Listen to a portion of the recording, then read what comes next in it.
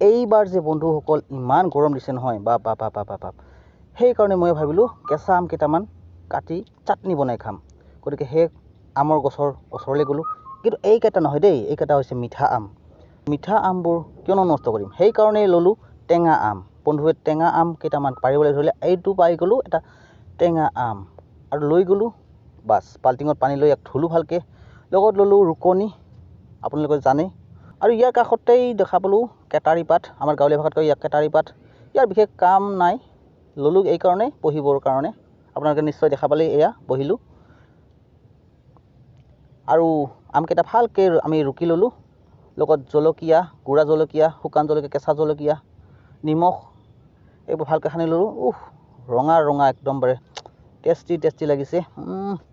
মোৰ লগৰজনে মাৰি দিলে, ইছ বা তাই মাৰি দিলে, ময়ো অলপ মাৰিলোঁ। বা ৱা